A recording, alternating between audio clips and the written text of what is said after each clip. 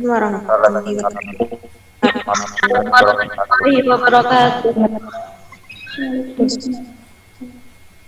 Selamat malam dan saya ucapkan kepada seluruh partisipan dalam acara webinar malam hari ini. Dan saya ucapkan selamat datang di acara seminar KCA Project dengan tema tips dan trik meraih beasiswa di Amerika Serikat. Sebelumnya izinkan saya untuk memperkenalkan diri terlebih dahulu. Perkenalkan, nama saya Lelatul Firda. Di sini saya diberi kesempatan oleh komunitas KCA Project untuk menjadi moderator dalam acara seminar online dengan tema tips dan trik meraih beasiswa di Amerika Serikat. Baiklah, sebelum itu saya ingin mengetahui apakah suara saya terdengar cukup jelas, teman-teman? Jelas, Kak. Baik. Baik, terima kasih. Jelas, Kak. Partisipan pada malam hari ini. Dan kemudian saya mewakili dari teman-teman panitia ingin mengucapkan terima kasih dan juga selamat datang dalam acara seminar online KCA Project, dan juga saya ingin menyapa kepada narasumber kita yang sudah berkenan hadir dan sudah bergabung bersama kita malam hari ini. Beliau sekarang sedang berada di luar negeri dan juga beliau merupakan mahasiswi Master Degree in University of New York in General Psychology, dan juga beliau merupakan awardee beasiswa LPDP. Dan beliau saat ini sedang berada di USA atau United States of America di Amerika Serikat. Dan saya ingin menyapa karena perbedaan waktu di sana itu masih pagi ya, Kak. Selamat pagi, Kak Mariam. Iya, selamat malam Mbak. Selamat malam teman-teman semua. Oh, malam. Baik, terima kasih Kak Mariam telah berkenan hadir bersama kami untuk membagikan pembelajaran melalui sharing-sharing pengalaman kakak nantinya dan akan bermanfaat nanti ke depannya. Baiklah, saya ucapkan terima kasih kepada seluruh partisipan acara webinar malam hari ini yang sudah bergabung, dan juga saya harap agar kita semua dalam yang mengikuti acara webinar malam hari ini dalam keadaan sehat dan tentunya tetap semangat dalam menjalankan aktivitas dan juga tetap semangat dalam menimba ilmu di tengah kondisi kita yang sangat mengkhawatirkan sekali, yang tidak pasti akan new normal. Oke, selanjutnya sebelum kita memulai sesi webinar kali ini, saya akan menjelaskan beberapa susunan acara yang akan kita lalui bersama. Baiklah, acara yang pertama yaitu pembukaan yang sedang berlangsung, dan selanjutnya dilanjutkan dengan sesi penyampaian materi oleh narasumber kita, dan dilanjutkan dengan sesi tanya jawab, dan diakhiri dengan penutup. Baiklah, untuk itu kita mulai sesi yang pertama yaitu penyampaian materi dari narasumber kita. Namun sebelumnya izinkan saya untuk menyampaikan pengantar webinar kita malam hari ini. Kita tentu tahu bahwa pendidikan itu merupakan hal yang sangat penting. Melalui pendidikan bisa mengubah kehidupan seorang menjadi lebih baik, dan menempuh pendidikan di luar negeri merupakan sesuatu yang sangat mengesankan dan sangat berprivilege sekali atau istimewa sekali. Untuk itu teman-teman di sini yang sudah bergabung dalam acara webinar kali ini pasti sangat antusias sekali, ataupun mungkin sudah ada berencana untuk melanjutkan studi ke jenjang S1 atau S2-nya nanti ke luar negeri. Nah, namun hal itu tidak cukup apabila kita hanya mengetahui info atau hanya mengetahui dari pengetahuan dari awalnya saja. Untuk itu kita perlu mengetahui terkait dengan strategi dan juga tips dan trik untuk meraihnya. Nah, dalam kesempatan malam hari ini bersama narasumber kita yang sangat inspiratif sekali, beliau merupakan peraih beasiswa LPDP dan juga berkuliah di New York University. Dan sebelumnya pertama-tama saya akan menyampaikan kurikulum vitae dari materi malam hari ini. Nama Mariam Konita, beliau merupakan mahasiswi yang sedang menempuh Master Degree in General University. Beliau merupakan mahasiswi yang sedang menempuh Master Degree in General Psychology New York University. Dan juga Kak Mariam ini merupakan lulusan dari Bachelor of Art in Psychology di University of Jakarta. Kak Mariam juga berpengalaman menjadi Vice President Satu Hati NGO Kuningan Indonesia selama 3 tahun dan juga merupakan awardee of PDP Scholarship. Kak Mariam juga memiliki pengalaman International Conference, yaitu sebagai Leader Project on Innovation Singapore dan juga sebagai panitia dan pembicara di OpenCon 2018 Toronto, Kanada. Nah, kesibukan beliau saat ini yaitu sebagai Project Coordinator of International Youth Alliance on Family Planning Indonesia dan juga sebagai Founder and Executive Director of Open Access Indonesia. Baiklah, tanpa berlama-lama lagi, untuk itu saya undang pemateri kita pada malam hari ini. Saya persilakan kepada Kak Mariam Konita untuk memberikan materinya dan juga sharing tentang pengalaman beliau selama berkuliah di luar negeri. Silahkan Kak Mariam Konita, dipersilakan.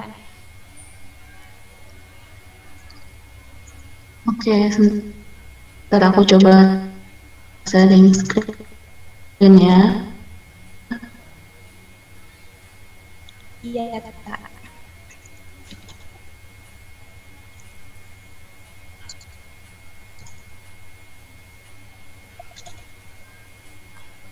Kan kita ngebahas tentang bagaimana meraih tips dan trik bagaimana meraih beasiswa ke Amerika Serikat. Jadi ini kayak ada dua gitu. Pertama, meraih beasiswa, dan yang kedua adalah kita keterima di kampus di Amerika Serikat kayak gitu. Ini dua yang terpisah ya. Tapi biasanya seringkali berjalan bareng dan saling berkontribusi satu sama lain gitu. Nah, pertama mulai dari tips lulus beasiswa LPDP dulu ya. Nanti kita bisa, Mariam mungkin juga ganti aplikasi nih, karena Mariam ada yang nulis di PDF, ada yang nulis di website dan lain sebagainya. Tips lulus beasiswa LPDP. Nah, pertama yang paling teman-teman ketahui dari yang misalnya dari yang daftar LPDP, sebagian besar itu tidak lulus di administrasi ya. Jadi sebagian besar itu nggak lulus di administrasi. Kenapa? Karena banyak banget peserta yang mereka tuh entah nggak baca buku pedoman dengan teliti, nggak melengkapi berkas persyaratan, atau tidak menulis esai dan rencana studi dengan baik kayak gitu. Nah, jadi tiga ini perlu apa sih istilahnya itu perlu dilengkapi ya. Misal kayak gini, perlu dibaca bukunya, perlu dibaca, berkas pendaftaran perlu dipenuhi dan dilengkapi, dan esai dan rencana studi juga harus ditulis dengan baik. Nah, kenapa sih harus baca buku pedoman dengan teliti? Karena suaraku kedengeran nggak? Iya, jelas Kak. Takutnya putus-putus, sorry.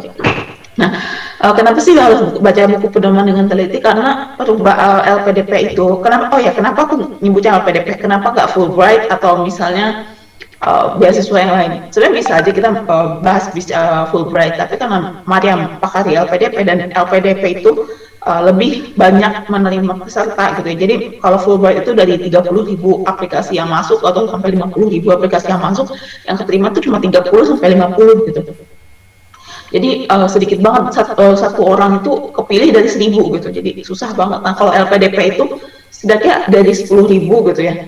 Kalau nggak dari 10.000 yang daftar, 1.000 itu keterima gitu. Jadi satu orang kepilih dari 10 gitu. Jadi itu lebih memungkinkan teman-teman keterima LPDP gitu. Tapi bukan berarti kita nggak bisa bahas yang lain juga sih. Nah, karena yang tadi Mariam sebut, baca buku pedoman dengan teliti. Soalnya setiap tahun LPDP itu berubah kebijakan kayak gitu. Misalnya PNS, ya kalau nggak salah PNS itu, jadi kalau tahun Mariam tahun 2018, mereka itu tidak boleh mengganti jurusan PNS sama Dikti gitu ya, sama Budi gitu, program Budi adalah beasiswa untuk dosen Indonesia gitu. Jadi ketika mereka sudah memilih satu jurusan itu nggak boleh diubah. Gitu. Jadi ini penting banget. Kenapa? Misalnya teman-teman milih satu kampus yang seleksinya ketat banget, contohnya misalnya Stanford University. Teman-teman milih itu, gitu. Dan kebijakannya dari Dikti dan dari LPDP untuk Budi nggak boleh berubah. Jadi teman-teman gimana caranya harus lulus Stanford University gitu. Atau misalnya teman-teman daftar ke ETH Zurich gitu. Dan itu susah banget untuk bisa lulus ke ETH Zurich gitu. Jadi teman-teman tuh harus membaca buku pedoman dengan teliti dulu gitu. Buku pedoman dengan teliti dan juga pahami peraturan-peraturan dari lembaga yang bekerja sama gitu dalam dari lembaga-lembaga yang bekerja sama dalam dalam menyelenggarakan program beasiswa tersebut gitu, kayak gitu. Selain itu juga teman-teman perlu melengkapi berkas persyaratan administrasi. Nah, berkas persyaratan administrasi ini penting banget ya, karena biasanya rata-rata orang-orang nggak melengkapi, makanya nggak lulus gitu kan. Di antaranya kayak ada TOEFL dan lain sebagainya, nanti kita bahas belakangan. Dan yang ketiga adalah menulis esai dan rencana studi dengan baik untuk LPDP gitu ya. Jadi harus ditulis dengan baik dan mungkin kayak sesuai dengan apa yang diminta sama LPDP gitu. Misalnya maksimal 700 kata dan lain sebagainya, itu perlu dipenuhi gitu persyaratan-persyaratan seperti itu.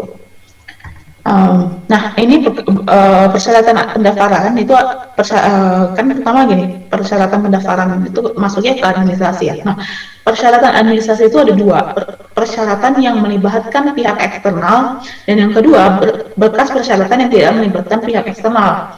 Nah, apa sih bedanya? Nah, yang melibatkan pihak eksternal berarti kalian mungkin membutuhkan waktu lebih gitu untuk menyiapkannya gitu. Dan kalian nggak bisa menyiapkannya tuh di hari H, karena kalian membutuhkan orang lain gitu untuk memberikan dokumen-dokumen tersebut. Nah, jadi kalian nggak bisa kayak merasa kayak tenang-tenang aja gitu, nggak bisa. Jadi harus disegerakan gitu ketika kalian udah memberikan satu timeline waktu, saya ingin mengejar beasiswa gitu, dan berkas-berkas persyaratan yang melibatkan pihak eksternal ini ya perlu dijadikan prioritas. Misalnya contohnya gini, surat izin belajar dari atasan kantor kayak gitu. Jadi misalnya teman-teman udah bekerja dan teman-teman tuh misal PNS atau misal teman-teman bekerja di satu perusahaan di mana teman-teman pengen ngambil cuti untuk belajar, teman-teman tuh harus sudah ada surat izinnya gitu. Jadi teman-teman bisa mengikuti beasiswa LPDP contohnya. Selain itu surat rekomendasi tokoh dosen atasan itu juga perlu, karena untuk LPDP kita butuh surat rekomendasi ya, dan mereka bukan ngasih satu formatnya. Ketika LPDP dibuka, mereka nanti ngasih bentuk satu format yang gitu dalam satu dua halaman Microsoft Word.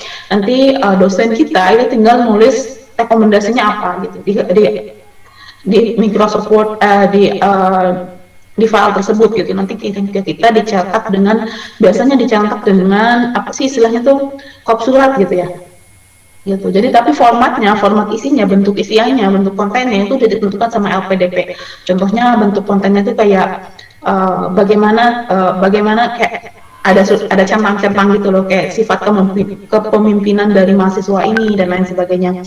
Dan itu juga ada surat keterangan bebas, keterangan sehat, bebas TBC, bebas narkoba contohnya kayak gitu. Ini juga membutuhkan pihak rumah sakit. Sertifikat bahasa asing kayak TOEFL dan IELTS gitu ya. Dan letter of acceptance. Nah, letter of acceptance ini nggak wajib pada LPDP sebelumnya, tapi menjadi wajib di tahun LPDP tahun 2020. Soalnya kenapa? Soalnya wajar sih menurut Mariam letter of acceptance jadi wajib, karena bakal sedikit peserta yang daftar ketika LOE itu jadi wajib, sehingga mereka dapat lebih menghemat biaya di masa-masa yang lagi resesi nih. Indonesia kan lagi ekonominya lagi nggak bagus gitu ya, karena adanya pandemi gitu. Jadi persyaratannya diperketat. Yang mendaftar beasiswa LPDP sudah harus memiliki surat penerimaan dari kampus-kampus ternama dunia kayak Harvard dan lain sebagainya kayak gitu kan. Nanti kita bahas di sini, Kak, gimana dong kalau misalnya kita pengen masuk kampus-kampus ternama contohnya. Itu bisa juga kalian, nanti kita bisa bahas di sini. Nah, berkas persyaratan yang tidak melibatkan pihak eksternal kayak KTP, akte, sertifikat, ijazah, transkrip nilai, surat pernyataan pendaftaran gitu. Dan yang terakhir, esai dan rencana studi beasiswa. Tapi yang khusus yang terakhir ini teman-teman, aku saranin juga untuk menyiapkan dari jauh-jauh hari, khususnya karena yang ini mungkin perlu ada keterbacaan dan perlu di proofreading sama orang lain gitu. Oke, selanjutnya ada tips lulus seleksi wawancara LPDP ya. Oke, di sini Oh ya, kenapa Mariam dari langsung administrasi langsung wawancara? Soalnya itu ketentuan dari LPDP tahun ini. Jadi LPDP tahun ini nggak ada lagi seleksi substansi, karena mungkin ketika mau mengadakan seleksi komputer itu kan langsung ngumpul banyak orang kan, dalam satu tempat kayak gitu. Jadi nggak mungkin untuk diadakan seleksi substansi tahun ini. Tapi di sini Mariam juga udah bikin beberapa tips untuk bisa teman-teman yang penasaran sama seleksi substansi kalau misalnya tahun 2021 atau 2022 itu diadakan kembali. Nah ini dia. Nah di sini ada banyak banget tipsnya, jadi kalian cukup cari Bitly, riset Bitly ya, Bitly serba-serbi LPDP. Ini sini Mariam udah bikin kayak satu apa istilahnya tuh, kayak satu guidebook gitu loh, guidebook. Ini ada nulis rencana studi, ada nulis proposal studi gitu ya. Nah ini tes substansi komputer, pengalaman dan tips SPK kayak gitu. Ini ada saat seleksi dilaksanakan apa aja, ada 3 macam tes SPK, tes substansi gitu ya, tes substansi, tes komputer, tes potensi akademik, yaitu diantaranya tes potensi akademik, soft kompetensi, dan on the spot writing essay kayak gitu.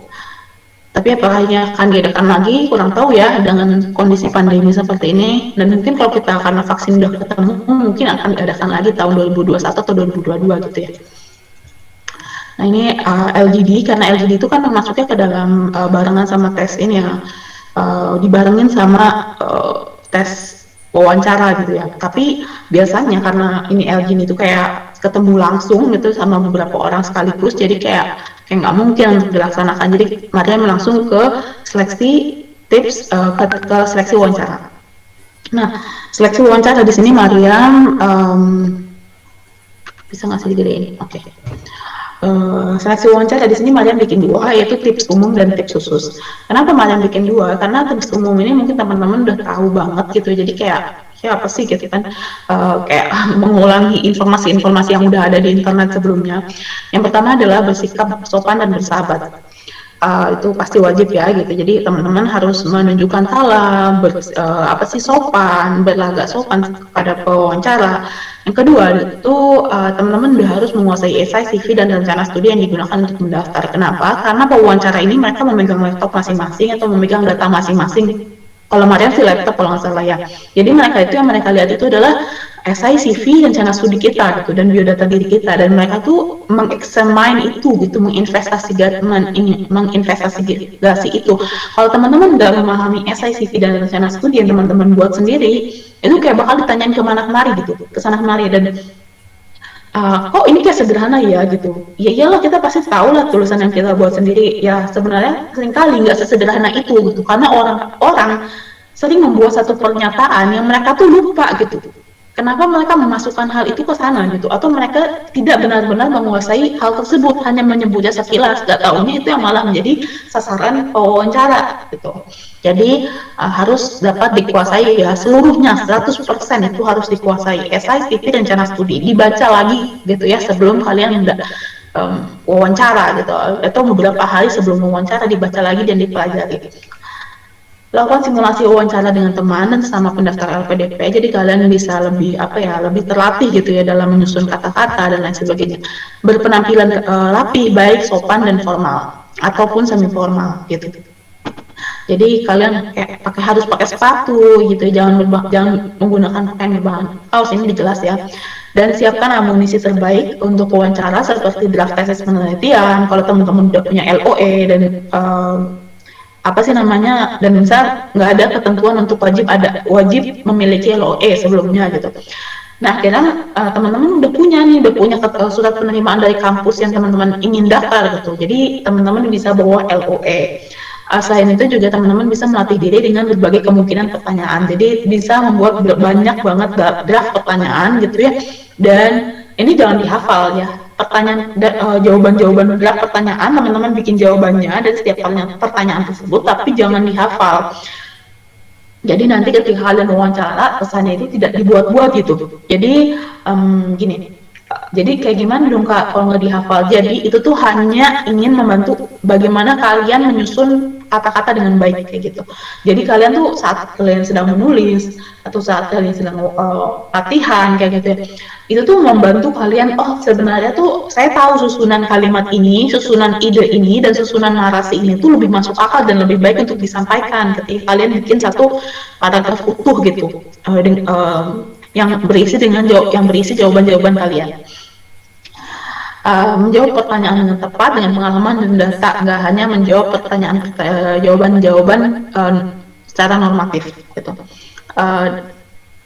Misalnya gini, kalian kan menghadapi pewawancara nih, dan mereka tuh udah ngadepin banyak banget gitu ya, peserta yang jawabannya tuh itu aja, misalnya itu aja, apakah misalnya kayak gini, kenapa kamu ingin melanjutkan studi S2 di Amerika Serikat, terus kamu mau jawab, saya ingin meningkatkan pengalaman, saya ingin meningkatkan kontribusi, dan lain sebagainya, atau misalnya kampus ini terkenal sebagai kampus ternama, dan itu pertanyaan-pertanyaan yang sebenarnya, dan itu jawaban-jawaban yang sangat normatif gitu, dan pewawancara juga udah tahu, ya kamu pengen meningkatkan pengalaman atau mau menambah skill akademik, dan kita tuh tahu itu gitu. Jadi teman-teman tuh harus jawabannya tuh harus lebih spesifik dengan pengalaman dan data. Misalnya saya ingin di kampus ini memiliki fasilitas laboratorium yang bisa memfasilitasi minat saya terhadap penelitian gitu. Atau di kampus ini kayak ada profesor yang misalnya minat yang penelitian-penelitiannya itu seringkali menjadi rujukan saya selama saat saya S1 gitu.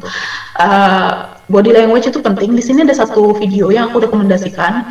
Nah, dan ini teman-teman cukup tunjuk ke video ini aja, nggak perlu kemana-mana gitu. Dan kenapa body language itu penting banget? Karena 7% dari apa sih namanya penerimaan beasiswa itu, apa sih beasiswa kita itu, maksudnya kayak gini, orang itu mau wawancara, itu ngeliat 7% dari konten, dari apa yang disampaikan, 38 kalau nggak salah, 38% itu dari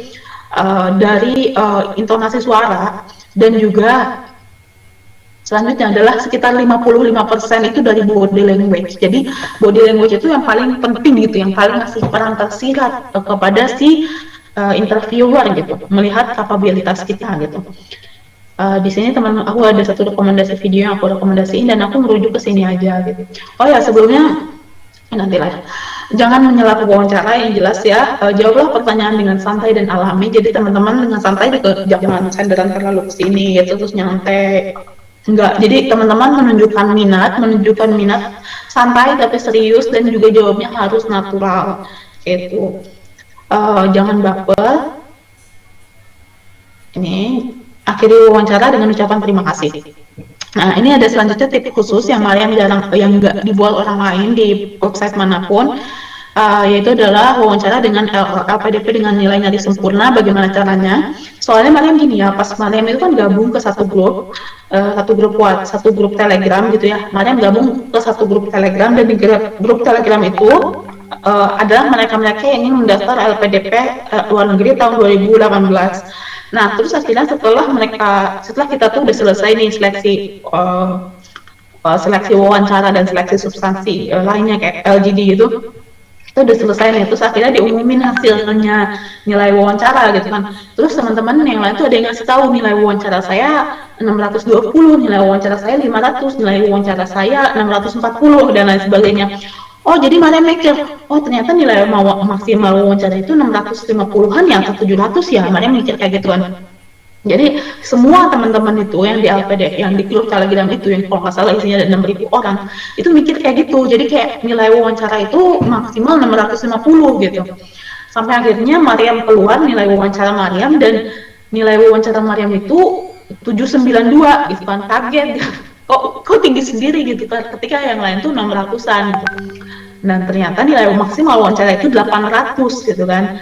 Oh ternyata Mariam wawancaranya cukup bagus gitu ya, cukup baik ya gitu. Jadi ini tipsnya dari Mariam ya.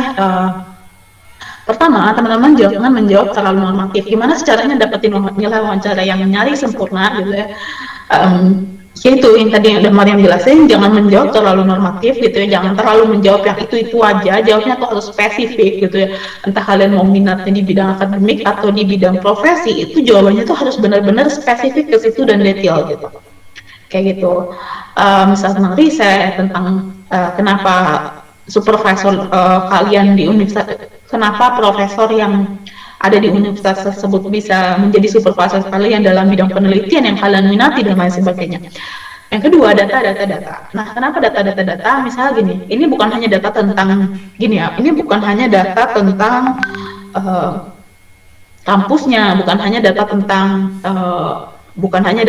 kampusnya gitu ya, tapi juga misalnya data tentang kondisi negara saat ini. Nah, terus juga data tentang misalnya LPDP gitu, atau pemberi beasiswa, itu harus kalian kuasai. Nah, pada tahun 2018 itu lagi rame tuh kontroversi perda syariah karena disebut-sebut perda syariah, nah kan kayak gitu, dan mereka ngeliat Maryam pakai jilbab panjang kayak gitu, jadi mereka tuh mulai bertanya hal-hal kayak bagaimana pendapat Maryam tentang perda syariah gitu, tentang kondisi Indonesia sekarang yang pecah belah dan lain sebagainya. Dan kalau teman-teman nggak mengikuti berita, nggak tahu berita saat ini, kondisi negara saat ini, itu akan susah gitu. Jadi teman-teman tuh kayak harus memahami apa sih kondisi Indonesia saat ini. Kalian juga harus mengenal beasiswa LPDP dengan lebih jauh, dan juga kalian harus mengenal kampusnya gitu. Dan kampusnya itu bukan hanya tentang akademik, tapi juga organisasi mahasiswa yang ada di kampus, kayak misalnya adanya Islamic Center atau misalnya masjid yang dekat dengan universitas kayak gitu. Jadi waktu juga Maryam ditanya, kamu nanti mau sholat gimana kalau kamu kesulitan sholat gitu. Jadi Maryam bilang, Maryam tahu ada masjid di sekitar situ gitu. Nah, selanjutnya ada jawablah sediplomatis dan seobjektif mungkin. Nah, yang tadi kalau misalnya Maryam, karena gini, biasanya kalau wawancara, dan ini bukan cuma wawancara LPDP aja, tapi ada salah satu teman Maryam yang ngasih tahu kalau dia seringkali nanya pertanyaan-pertanyaan yang sensitif, bukan karena dia bukan karena dia tuh pengen merendahkan satu agama tertentu, karena dia tuh dia Kristen ya, tapi ketika ada orang datang dan pakai jilbab, dia tuh nanya, kamu pakai jilbab kenapa? Mau gaya, mau taat pada agama, atau mau apa gitu. Jadi ditanya-tanya kayak gitu. Terus gimana kalau misalnya kamu nggak bisa menyesuaikan karena kamu pakai jilbab di organisasi ini kayak gitu, karena itu organisasi internasional kan kayak gitu kan. Jadi dia tuh nanya-nanya hal-hal yang kayak gitu. Nah, dia bilang tuh bukan untuk merendahkan, tapi sebenarnya untuk melihat bagaimana dia bisa berpikir kritis dalam menjawab hal tersebut gitu. Dan bagaimana kalian tuh emang punya, bukan karena apa istilahnya tuh, saya harus, terus akhirnya ketika saya harus pakai jilbab gitu, terus kalau misalnya saya nggak pakai jilbab, pokoknya kalian tuh nggak bisa menjawab dengan kritis pertanyaan tersebut kayak gitu. Kalian nggak bisa menjawab kritis dengan pertanyaan tersebut dan langsung menuduh si pewawancaranya, contohnya dia sangat rasis nih, dia sangat diskriminasi nih, nggak kayak gitu. Karena temanku ini dia bilang jujur, saya tuh nggak ngerti gitu kenapa orang pakai jilbab, dia bilang kayak gitu. Jadi saya pengen tahu dan ingin menggali pemikiran kritis dia, tapi akhirnya dia malah nangis kan kayak gitu kan. Jadi mak saya bingung, oh ternyata dia mentalnya nggak kuat ya ketika saya tanya hal-hal seperti ini. Jadi teman-teman tuh harus jawab sediplomatis dan seobjektif mungkin. Nah, kalau kemarin Maryam itu ditanya, misalnya kayak perda syariah gitu, ya Maryam jawab, tidak ada istilah perda syariah di dalam undang-undang kita, Pak. Yang ada adalah perda provinsi, perda kabupaten kota, perda daerah istimewa, dan konon untuk Aceh. Dan jika ada istilah perda syariah, maksudnya gini, jadi istilah perda syariah itu nggak ada di dalam undang-undang, dan dalam setiap penyusunan undang-undang, peraturan pemerintah, peraturan daerah dan peraturan menteri itu dilandaskan kepada dua hal, Pancasila dan konstitusi, di mana sila pertama ketuhanan yang Maha Esa, pasal 29 ayat 1, negara berdasarkan ketuhanan yang Maha Esa gitu. Kayak gitu dan lain sebagainya. Jadi kayak itu dalam setiap penyusunannya itu pasti dilandaskan pada dasar-dasar negara yang sudah ada gitu. Jadi bukan karena itu syariah atau enggak, tapi memang dasar negara itu memiliki satu nilai-nilai yang sama dengan nilai-nilai yang ada di dalam agama Islam, contohnya. Kalian jawab kayak gitu. Jadi harus jawabnya objektif gitu ya, sediplomatis dan objektif mungkin, dan kalian memiliki pengetahuan tentang hal tersebut. Dan juga jangan baper gitu ya, dan tadi udah dijelaskan kalau misalnya seringkali pewawancara itu nanya hal-hal syarat contohnya kayak gitu. Dan itu sebenarnya Maryam merasa itu bukan karena ingin mendiskriminasi, tapi ingin melihat bagaimana kalian berpikiran kritis kayak gitu. Dan Maryam juga ditanya, nanti kamu pulang dari Amerika malah menyebarkan paham feminis lagi, karena Maryam menuliskan minat penelitian Maryam adalah di bidang diskriminasi gender kayak gitu kan. Mariam jawab, feminis itu ada lahir dari beberapa gelombang Pak, dan terdiri dari dan pemahamannya itu beda tergantung budaya, adat, pemahaman dan lain sebagainya. Jadi Mariam ngasih lektur lagi ke bapaknya gitu. Jadi Mariam diskusi malah kayak gitu. Ya, dan teman-teman juga harus memasuki zona bahaya dengan tahu apa yang teman-teman bicarakan, misalnya kayak kalau wawancara udah nanya hal-hal yang teman-teman gak kuasai, itu jadi kalian itu perlu kasih list di buku gitu ya, apa aja pertanyaan-pertanyaan yang sensitif kalau ditanyakan ke aku dan bagaimana aku menjawabnya gitu. Jadi kalian harus menulis itu dari jauh-jauh hari kayak gitu. Jadi jangan jawab pendek-pendek tapi jawab panjang itu, tapi kalian tahu apa yang kalian bicarakan kayak gitu ya.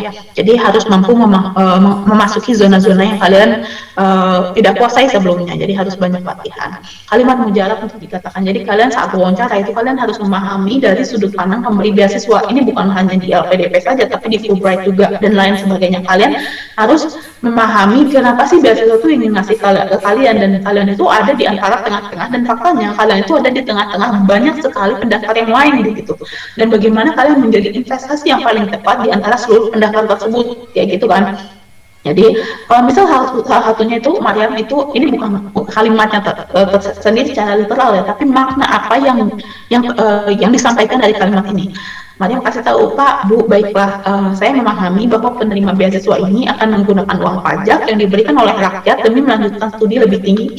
Bagaimanapun saya akan berusaha untuk dapat mengembalikan nilai tambah dari beasiswa yang diberikan LPDP untuk saya kembalikan kepada masyarakat Indonesia, kayak gitu. Aktivitas sosial non akademik itu juga penting, karena biasanya pemberi beasiswa itu mereka ngasih beasiswa agar kita dapat berkontribusi lagi kepada masyarakat gitu. Tapi jika kalian sudah memiliki kontribusi dan aktivitas sosial yang cukup besar gitu ya, sudah cukup dikenal dan kalian bisa mendemonstrasikan itu dengan baik dalam wawancara, itu kalian itu kayak udah nilai plus gitu loh, plus banget. Jadi kalian kalau khususnya untuk S2 gitu ya, khususnya untuk S2 itu kemukakan unggulkan aktivitas sosial, dan untuk S3 mungkin bisa lebih diunggulkan aktivitas akademik kayak gitu. Dan kalian doakan kebaikan untuk wawancara, karena misalnya ini untuk khusus umat muslim ya. Jadi kalau misalnya kalian mendoakan kebaikan kepada si pewawancara, maka kebaikan yang tersampaikan kepada mereka itu akan kembali lagi ke dalam diri kalian dalam bentuk wawancara yang lebih lancar gitu, yaitu wawancara yang baik. Jadi lakukan sebelum wawancara.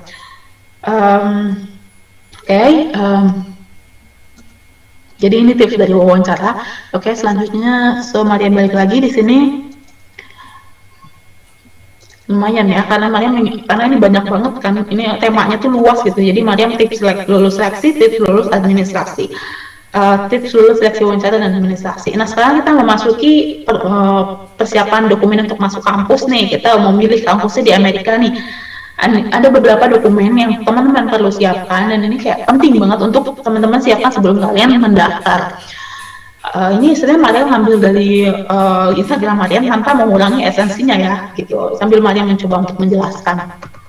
Jadi yang pertama, teman-teman harus menuliskan esai studi objektif dan personal statement. Bedanya apa? Personal statement itu adalah esai yang menjelaskan kepada universitas tentang siapa kamu dan mengapa kamu unik dari pendaftar lain. Misalnya gimana? Misalnya kalian memiliki pengalaman seperti apa di masa lalu gitu, dan yang menjadikan kepribadian kalian itu berkembang gitu, dan kepribadian yang terbentuk sekarang ini dapat menguntungkan kalian untuk studi lanjut pasca sarjana di kampus tersebut. Contohnya gini, ada satu orang yang dia nulis personal statement untuk masuk Stanford University gitu ya. Dia nulis kalau dia merepresentasikan dirinya sebagai seorang SpongeBob gitu ya. Jadi kayak selalu ceria, selalu istilahnya itu selalu membagikan energi positif dan lain sebagainya. Dan pada satu hari dia tuh pernah misi public speaking gitu ya di depan, dan dia tuh kentut gitu, kentut di depan para istilahnya tuh di depan para audiens, dan dia tuh diketawain terus dan dijadikan bahan bully. Tapi kan dia secara ini ya, maksudnya harusnya dia kayak down gitu ya, tapi dia berusaha untuk mengambil hikmah dari kejadian tersebut gitu, dan bagaimana itu menjadi istilahnya tuh kayak nilai pelajaran di situ tuh jadi nilai tambah buat dia, dan akhirnya membentuk kepribadian dia sekarang gitu. Kayak gitu, dan dia ngerasa kalau kepribadian dia untuk selalu positif, berenergi positif, dan kayak Itu tuh kayak dia tuh akhirnya bisa masuk, pokoknya ketika dia dapat mendemonstrasikannya dengan baik, personal growth-nya dia, akhirnya dia bisa masuk kampus ternama di Stanford University. Nah, studi objektif itu lebih fokus sama sebenarnya tentang penjelasan tentang diri kita, tapi lebih fokus pada motivasi akademik dan tujuan kamu secara khusus gitu. Ya, itu dalam bidang akademik atau profesional.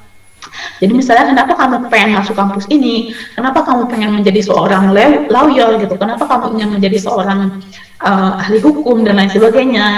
Nah, itu perlu dijelaskan tujuan dari studinya itu di situ gitu.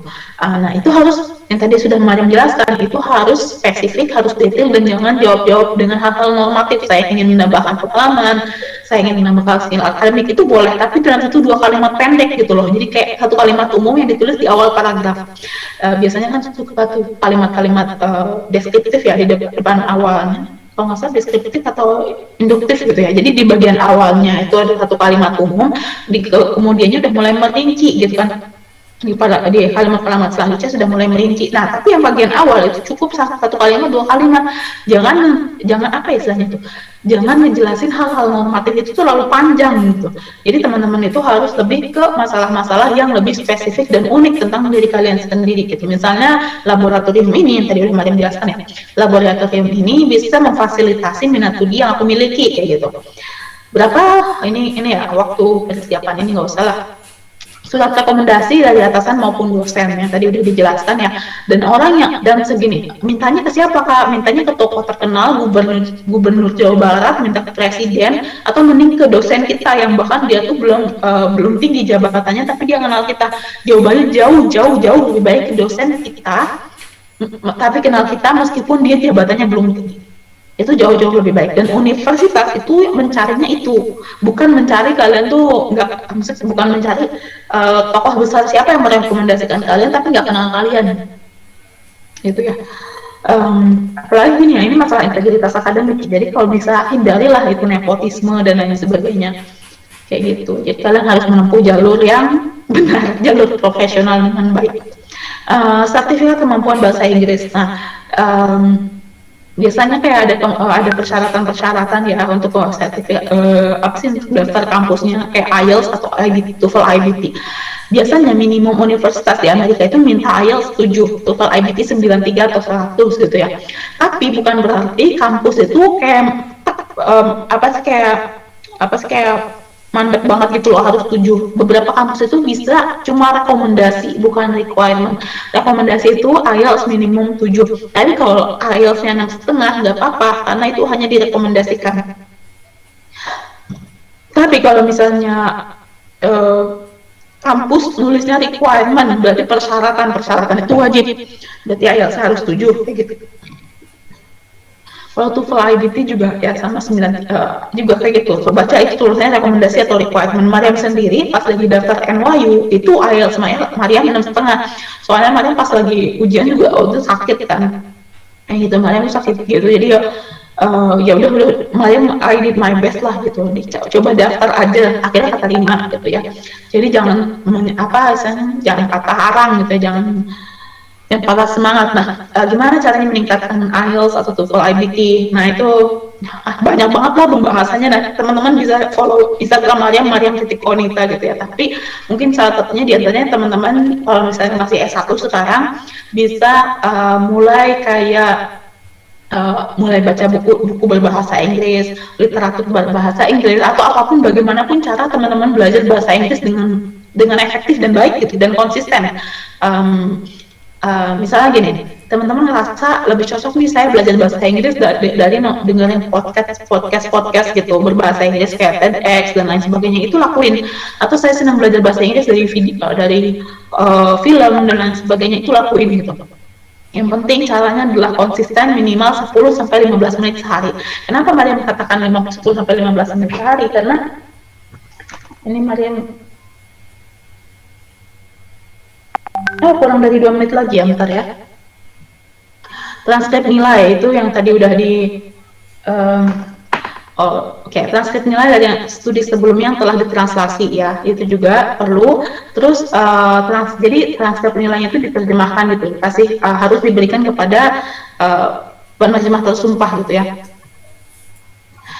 Oke, ini CV atau resume. Teman-teman juga bisa daftar kampus dengan menggunakan CV resume yang formal dan efektif. Jadi jangan banyak gaya dan gambar-gambar gitu ya. Jadi harus bisa formal gitu, formal mungkin gitu. Kecuali teman-teman mau daftar sebagai desainer.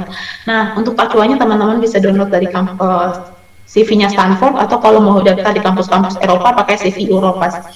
Nah, selain itu juga ada GRE. GRE itu adalah TPA, tes potensi akademik untuk bisa masuk kampus-kampus top di Amerika Serikat kayak gitu ya. Jadi kayak tes ini kayak tes PPA pasca sarjana kalau di Indonesia kayak gitu. Nah, di sini ada verbal dan ada juga kuantitatif. Nah, kalau teman-teman masuk kampus-kampus ya, masuk jurusan-jurusan yang teknik itu masuknya ke kuantitatif. Nah, selanjutnya funding statement. Apalagi kalau misalnya teman-teman udah punya udah punya beasiswa, teman-teman bisa daftar kampusnya dengan melampirkan funding statement.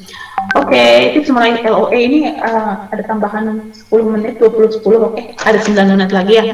Maria mencoba untuk menjelaskan seefektif mungkin. Nanti kalau bisa kita bisa eksplorasi lewat tanya jawab. Nah, tips meraih LOE dari kampus ternama di Amerika Serikat.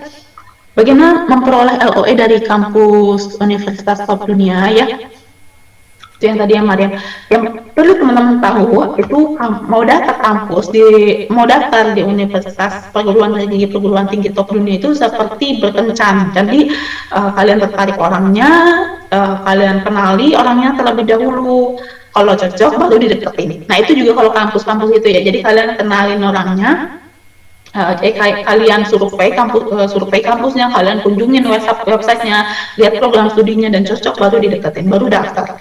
Dan jika orang tersebut suka juga sama kalian, besar kemungkinan kalian akan berjodoh. Nah, ini kenapa Mariam sebut kayak gini? Karena misalnya meskipun Mariam ini masuk kampus ternama, sebut ternama NYU, psikologi NYU itu ranking ke-11 di dunia gitu ya.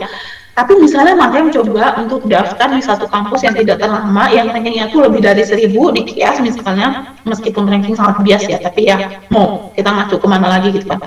Misalnya ya udah, misalnya contohnya Mariam daftar ke universitas dengan ranking lebih dari 1000 di Indonesia, di salah satu daerah terpencil gitu, belum tentu Mariam tuh keterima gitu. Kenapa Mariam belum tentu keterima? Karena belum tentu mereka tuh suka juga sama Mariam. Jadi itu memang benar-benar jodoh gitu ya, mirip jodoh gitu. Nggak ada magic formula, pada akhirnya kampus yang menentukan apakah seorang pendaftar merupakan kandidat mahasiswa yang tepat atau bagi mereka atau tidak. Jadi teman-teman meskipun nilai TOEFL-nya tinggi, IELTS tinggi, apakah otomatis saya keterima Harvard di Harvard University? Belum tentu gitu, karena kampus itu punya kebijakan yang berbeda dan mahasiswa itu terima dari latar belakang akademik dan budaya yang berbeda-beda. Misalnya kayak di Amerika, ranking universitas itu salah satunya ditentukan adalah dengan jumlah mahasiswa internasional kayak gitu. Jadi mahasiswa internasional yang lebih banyak, ranking universitas lebih tinggi gitu. Ya itu bisa beda-beda gitu kebijakan. Pahami apa yang menjadi prioritas program studi. Contohnya gini, setiap program studi MBA di Stanford itu punya prioritas yang berbeda-beda gitu. Kayak misalnya MBA atau program bisnis di Stanford itu fokus pada technological entrepreneurship, jadi teman-teman bisa bikin startup atau kerja di Google atau kerja di Facebook dan lain sebagainya. Kalau MBA di Harvard itu fokus pada soft skill dan networking gitu, jadi kepada membangun jaringan baru gitu. MIT School of Management itu fokus pada kemampuan teknis dan akademik kayak gitu. Jadi ketika kalian mendaftar PhD atau MA gitu ya, harus maksudnya kalau itu tuh harus ini ya, kalau misalnya kalian daftar PhD juga kalian harus fokus pada riset dan publikasi. Nah, kalau misalnya MA juga kalian harus lihat dari program studinya itu ngasih tahu apa gitu. Jadi dan kamu adalah orang yang paling mengenal apakah tema sekolah tersebut sesuai dengan tujuan studimu atau tidak. Pahami nilai-nilai yang dianut sama universitas, so your value and bring it to them gitu. Jadi kayak pengalamanmu itu pengalamanmu kayak misalnya kayak punya pengalaman volunteer di daerah-daerah bencana atau demonstrasi Palestina atau menjadi garda terdepan saat krisis kemanusiaan terjadi, itu kayak lebih cocok untuk diterima di sekolah-sekolah apa sih gitu, entah sekolah kebijakan publik, sekolah kesehatan masyarakat dan lain sebagainya. Itu ditulis gitu. Kalian harus menunjukkan value-value kalian yang lebih gitu, value-value kemanusiaan khususnya, dan itu unik banget ya itu, dan itu akan membawa, dan kenapa kamu seneng yang kayak gitu, karena kamu pasti akan membawa diskusi yang lebih kaya di lingkungan kelas gitu, di lingkungan universitas. implementasikan strategi aplikasi. Nah, setiap komponen dari aplikasi kamu itu harus saling berhubungan dan melengkapi satu sama lain. Dan mereka harus membentuk satu komponen yang saling mendukung fokus area gitu. Nah, fokus area adalah sesuatu yang kamu minati, kamu dedikasikan banyak waktu di dalamnya, kayak gitu. Jadi kayak apa sih misalnya contohnya minat apa sih studi objektif kalian itu harus harus seimbang lah dengan apa sih istilahnya CV kalian, dan harus seimbang dengan motivasi personal kesatuan kalian gitu. Jadi kalian membentuk satu fokus area. Kenapa kalian tuh misalnya pengen masuk psikologi kayak gitu, atau kenapa kalian misalnya pengen masuk sekolah pertanian dan lain sebagainya, atau kalian misalnya pengen masuk sekolah bisnis, itu harus dijelaskan. Tingkatkan kompetensi melalui standardized score gitu. Jadi kayak IELTS, TOEFL atau GRE. Misal soalnya panitia penerimaan itu kan mereka nerima banyak banget ribuan aplikasi ini yang masuk. Nah, mereka tuh perlu membandingkan apple to apple, karena biasanya yang aplikasi yang masuk itu datang dari Cina, datang dari Indonesia, datang dari Nigeria, datang dari manapun gitu ya. Dan mereka nggak bisa membandingkan ijazah yang ada di Indonesia dengan ijazah yang ada di Amerika, atau dengan ijazah dari Arab atau dari Cina gitu. Nggak bisa dibandingin gitu. Meskipun mereka ngasih nilai skor gitu loh, A, B, C, atau ngasih nilai skor dari 1 sampai 10 atau IPK 1 sampai 4 gitu ya. Itu nggak bisa dibandingkan. Nah, mereka membutuhkan perbandingan apple to apple, dan itu hanya bisa dilakukan dengan TOEFL, IELTS ataupun GRE kayak gitu. Selanjutnya adalah manajemen waktu, karena ini tuh ibarat penentu hidup dan mati bagi kamu yang pengen kuliah universitas top dunia gitu ya. Jadi berikan cukup waktu untuk pengambilan langkah-langkahnya seperti riset kampus, siapkan dokumen dan lain sebagainya. Oke. Dan di sini Maria mau sharing kenapa sih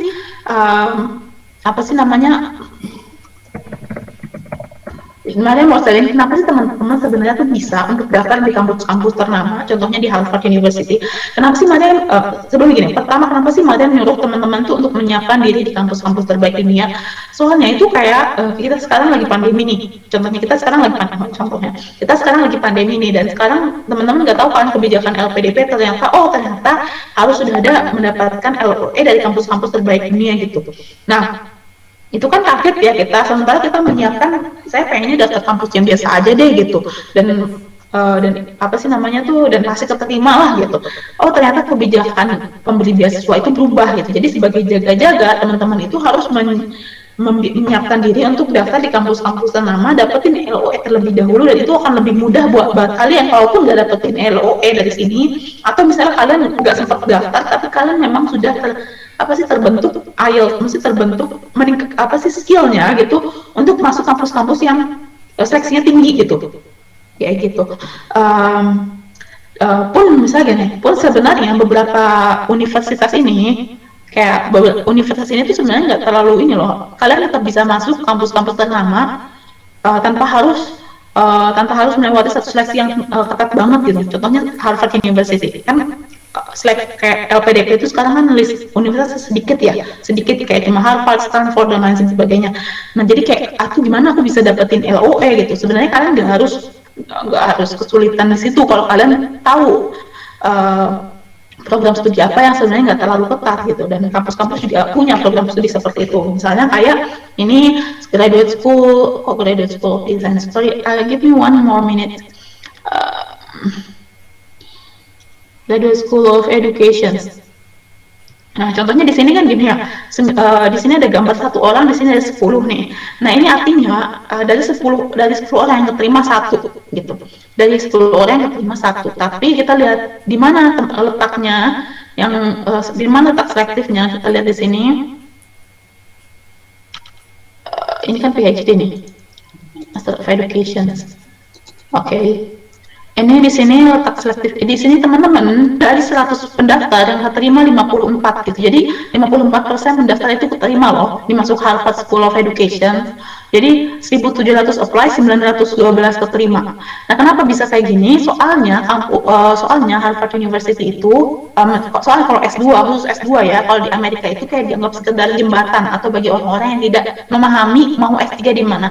Karena mereka kalau udah masuk sekolah kelas sarjana, orientasinya adalah S3, dan orang-orang tuh bisa langsung lompat gitu, dari S1 bisa langsung S3. Jadi S2 itu dilewatin sama rata-rata mahasiswa yang ada di sini, rata-rata mahasiswa lokal di sini. Jadi itu dilewatin.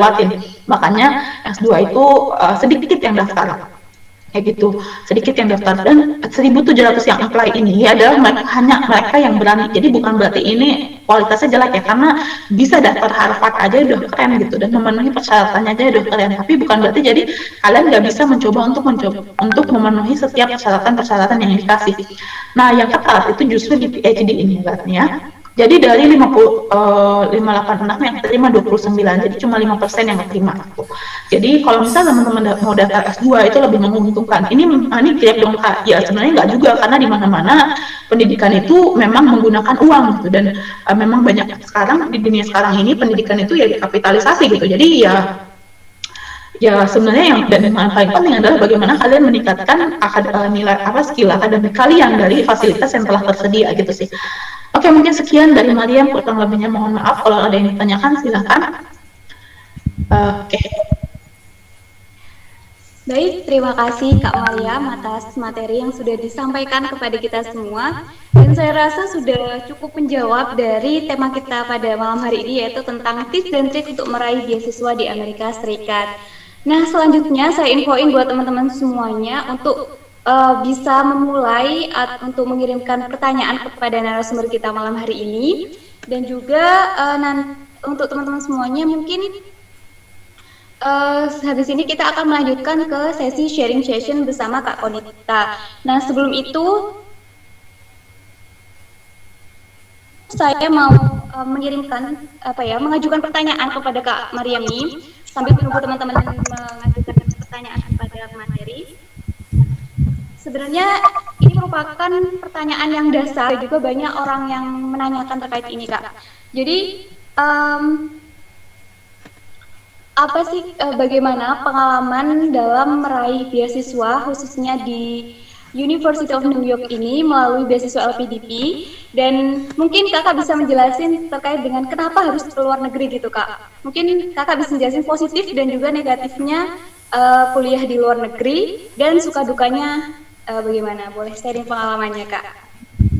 Oh ya, sebenarnya gini ya, sebenarnya Mariam tuh lebih kenapa Mariam tuh nggak ngejelasin tentang kayak pengalaman Mariam secara pribadi gitu ya, karena belum tentu relevan buat teman-teman semua gitu. Tapi Mariam sekarang coba share, semoga bermanfaat gitu ya. Jadi Mariam tuh sebenarnya emang udah pengen banget di S2 di Amerika sejak Mariam tuh kayaknya dari SMP gitu, atau dari SD ya. Jadi sampai teman-teman SD Mariam tuh tahu, Mariam panggilnya bukan Mariam sih, kamu pengen S2 ya, pengen S2 kan di Amerika dan lain sebagainya. Akhirnya keturutan gitu, wah ini mereka inget sih, Mariam juga lupa gitu. Jadi kayak emang udah ada dari sejak kecil Mariam pengen S2 di Amerika. Soalnya Mariam tuh ngerasa sejujurnya Mariam merasa pengen nyari banyak banget informasi-informasi yang baru dan pengen ketemu banyak orang baru. Dan kenapa sih harus Amerika, kenapa sih harus New York khususnya?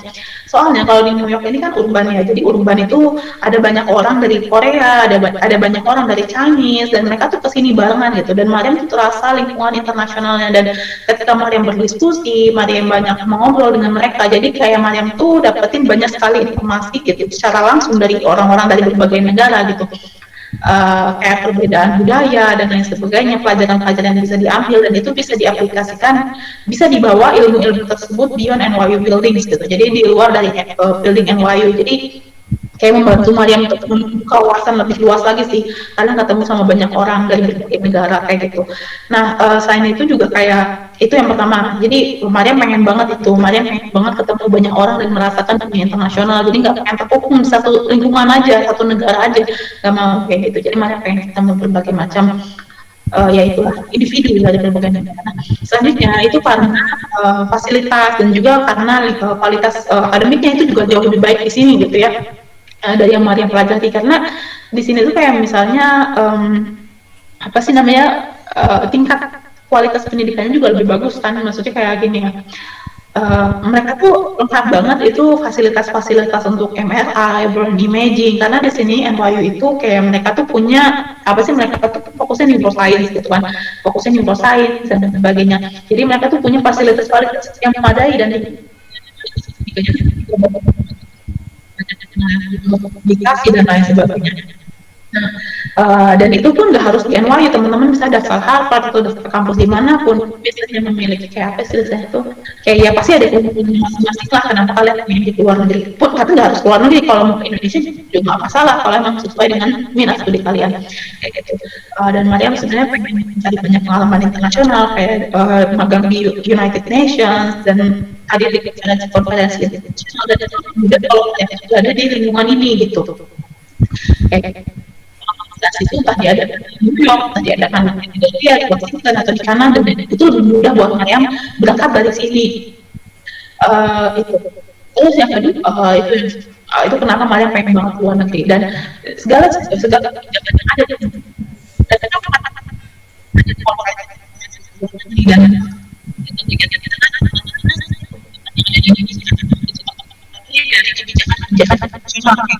jadi selalu memiliki apa istilahnya tuh, selalu memiliki satu timbal balik dan satu memiliki koneksi yang cukup kuat kayak gitu. Dan Maria memang pengen directing public policies gitu, jadi pengen aktif dalam menyusun kebijakan publik, dan makanya Maria pengen belajar bagaimana ini disusun di sini gitu, dan bagaimana ini mempengaruhi nanti ke depan Indonesia. Itu yang kedua, tapi itu terserah kembali lagi kepada teman-teman, tujuan akademik, tujuan profesi dan lain sebagainya. Jadi itu harus yang tadi jelaskan pengalaman kalian tuh sederhana sih sebenarnya, yang pengen kesini dari sejak kecil, tapi ternyata akhirnya pertama Mariam gak lulus daftar, gak lulus masuk kampus di juga lulus, jadi saya pengen banget daftar kampus di S1 tapi nggak jadi karena biayanya terlalu mahal. Nah akhirnya SBMPTN nggak lulus, akhirnya Mariam juga menunda dulu 1 tahun belajar Quran, hafal Quran dan lain sebagainya, dan alhamdulillah itu berkah buat Mariam, karena ketika Mariam masuk S1 itu berhikmah dari ini, tapi Mariam merasa kalau kita udah itu jalan itu dimudahkan gitu. Jadi Mariam pertama kali masuk S1 itu alhamdulillah nilai IPK tertinggi langsung kayak gitu, dan apa sih namanya langsung dapat banyak banget kayak konferensi, hadir di konferensi, jadi penerima apa sih, jadi mahasiswa berprestasi dan lain sebagainya. Dan apa istilahnya ya, dan setelah itu alhamdulillah kayak gimana ya, lulus dari kampus, lulus dari S1, Mariam sama orang tua bilang kayak apa sih namanya, kamu mau kuliah dulu, mau kerja nikah gitu. Sebenarnya Mariam tuh terbuka sama semua opsi gitu. Mariam terbuka sama semua opsi, mau nikah boleh, mau kerja dulu boleh, mau kuliah dulu boleh, dan alhamdulillah sama Allah ditunjukkan kerja ini dulu lah, kuliah dulu gitu. Allah ditunjukkan. Jadi pun rasanya alhamdulillah nggak usah begini orang-orang lain yang sekali daftar Mariam daftar PDP, daftar beasiswa, terus daftar beasiswa, alhamdulillah keterima, dan sekali daftar kampus di Amerika, alhamdulillah keterima gitu. Meskipun jadi Mariam menyesal, karena Mariam pengen banget daftar di Harvard, Mariam pengen banget gitu, pengen ngerasain bagaimana juga di Harvard, karena Mariam takut gak keterima, jadi Mariam aja. Ya, jadi teman-teman, Mariam teman-teman harus mengembangkan lah gitu, karena bisa menjadi ya, alhamdulillah kata semuanya lancar, dan alhamdulillah sekarang di New York University gitu. Ya, itu sih sederhana banget, dan yang paling penting juga emang apa sih namanya itu, melengkapi berkas-berkas administrasi. Baik, terima kasih banyak Kak atas jawabannya yang sangat inspiratif sekali buat kita semua ya teman-teman. Nah, ini Kak sudah ada beberapa pertanyaan yang masuk, dan ini buat teman-teman yang mengajukan pertanyaan, silakan open mic aja untuk langsung bertanya secara langsung kepada Kak Mariam ya. Silakan kepada penanya kita yang pertama, yaitu dari Muhammad. Ya biar Mariam aja, nggak apa. Biar nanti lebih memudahkan karena dia sekalian Mariam memahami gitu ya. Coba dari Nur Fadilah, universitas apa yang menyediakan beasiswa full di New York gitu. Sebenarnya rata-rata kampus ada beasiswa full kayak di New York University, di Columbia University, tapi itu bakal susah banget kalian tuh untuk dapetin beasiswa. Kecuali kalau misalnya kalian kalau langsung dari kampusnya gitu ya. Kenapa? Soalnya biasanya dari kampusnya itu harus ada ikatan dengan dengan kampusnya, entah jadi advisor di fakultas, jadi entah jadi teaching assistant atau misalnya jadi bagian dari fakultas dan lain sebagainya kayak gitu. Dan kalian mungkin akan lebih susah fokus di akademik, dan biasanya itu beasiswanya nggak full, atau mungkin beasiswanya maksudnya nggak full tuh, nggak full tuh gimana, cuma menutupi biaya akademik tapi nggak menutupi biaya kehidupan kalian gitu. Jadi kalian cuma gratis, kuliah gratis, tapi kalian tetap harus, pertama kalian harus kerja di kampus dan kalian harus cari kerjaan lain gitu untuk bisa membiayai kehidupan kalian kayak gitu. Jadi kalau bisa, menurut aku saran aku adalah coba cari beasiswa yang ada, yang tersedia dari pemerintah Indonesia atau dari pemerintah luar negeri yang ngasih ke beasiswa ke warga Indonesia kayak Fulbright, Chevening dan lain sebagainya. Nah, oh iya, tapi misalnya gini, kalau kalian punya hubungan yang buruk nih, contohnya karena misalnya saya nggak takut kok kalau misalnya ditanyain wawancara di LPDP pertanyaan-pertanyaan yang sensitif dan saya takut baper atau lain sebagainya. Sebenarnya LPDP itu udah dihapus ya, maksudnya udah nggak lagi kayak gitu. Jadi udah nggak lagi mencoba menyudutkan seseorang atau misal apa sih hanya bertanya terkait masalah-masalah yang mendiskriminasikan, yang membuat kalian diskriminasi. Jadi jangan takut lah, coba untuk daftar LPDP. Tapi itu pun Australia Awards dan juga Fulbright dari teman-teman Mariam itu yang ngasih tahu kalau mereka biasanya fokus dalam wawancaranya juga di bidang akademik gitu. Jadi itu. Jadi menurut Mariam, kalian itu coba cari beasiswa yang ada yang ditawarkan kepada masyarakat Indonesia, entah dari pemerintah ataupun dari pemberi beasiswa dari luar negeri. Kayak gitu itu ya. Daripada harus nyari beasiswa dari kampusnya. Izin menambahkan pertanyaan Kak, apakah menerima beasiswa S1 bisa menjadi jembatan untuk mempermudah dalam proses penyeleksian LPDP?